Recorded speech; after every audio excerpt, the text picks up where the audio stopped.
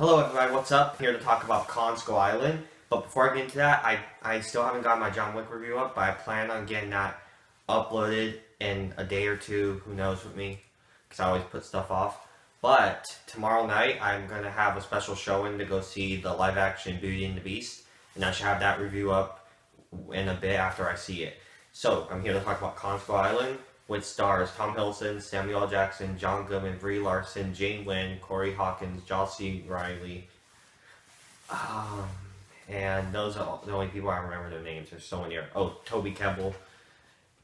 And there's a lot more people in this film, though. And it's the second film in the now Monster Universe, or Monsterverse, whatever you want to call it, that has the Godzilla movie from 2014 and now Kong Skull Island.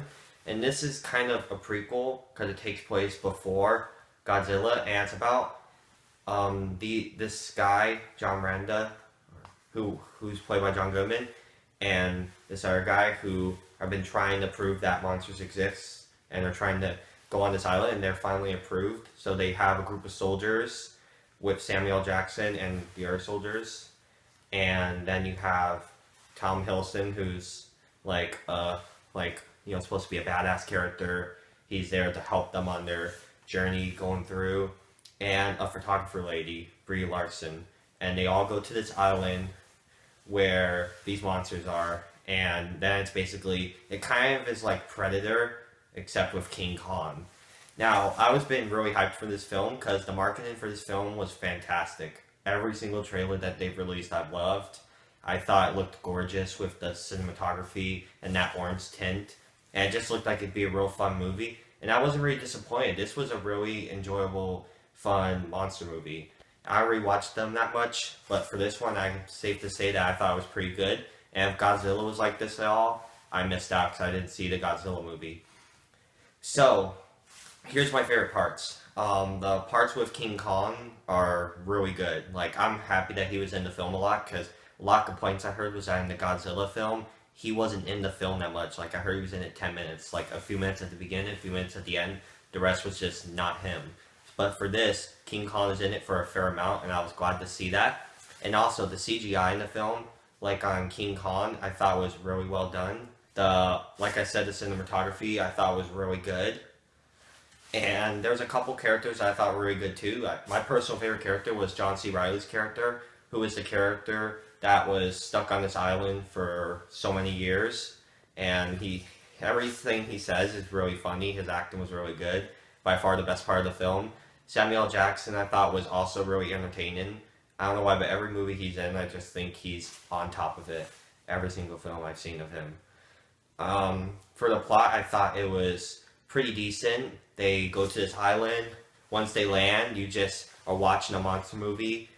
There's not that much really there, but you don't really care because it's enjoyable and it's entertaining, and there's always an action scene and some kind of cheesy dialogue that you don't mind if it's cheesy, because it's this monster movie right around the corner to make you enjoy it.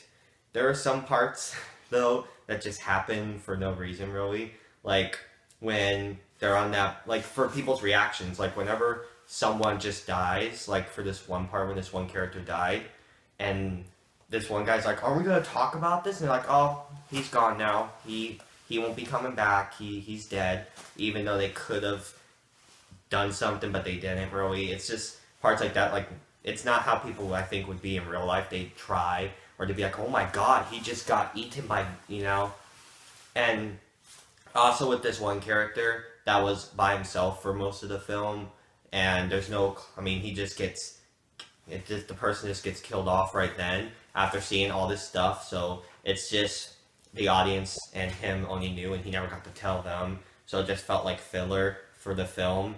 But I still thought it was good. It's just if you would have made it back to tell them what happened. And like I said, they just kill off people at random. Like, for example, the helicopters, that's by far the best part of the film, when Colin takes out the helicopters. Those had emotion. People were like, oh my god, what the hell is that thing and all. But when just these main and minor characters get killed off, there's this they have to get this person killed off to show that the main characters can die. And also, not really any of the, like a few of the characters had stuff, but a lot of characters didn't really have anything with them. Like, John C. Reilly, I thought was the most developed. You see when he gets there with this other guy, and they're trapped on the island. You see he talks about his family that was back home, that he doesn't know what's wrong, if they know he's still there, and you learn a lot about him. Samuel Jackson, you learn a bit about him and how he wants to fight, he still wants to do orders and all, and how he has, I'm not really going to spoil what happens, but he has some good background as well. Tom Hiddleston's kind of developed. I mean, you learn a bit about him.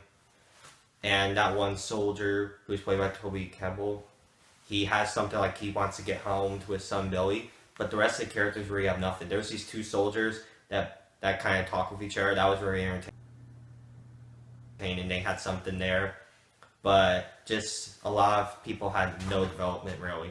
And when they got killed off, you didn't really care because you didn't care about them because you didn't really know anything about them. Like the photography girl, I think that's supposed to be the girl that Colin falls in love with or something because she looks like the type, and they have scenes like that nod toward it.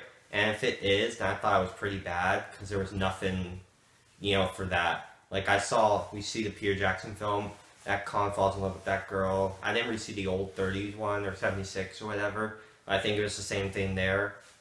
But other than that, I thought this was a really good film, really good monster film. And stick till after the credits because there's actually a pretty great after credits scene that will shut anyone up who pretty much didn't like this film. So, those are my thoughts on Kong Skull Island. I thought it was a really enjoyable film, and I would give it an 8 out of 10. So, I hope you all enjoyed this review. Like I said, I'll have John Wick Chapter 2 up soon, and then I'll get Beauty and the Beast up, and then mosey on down to other reviews. I'll see you guys later. Bye.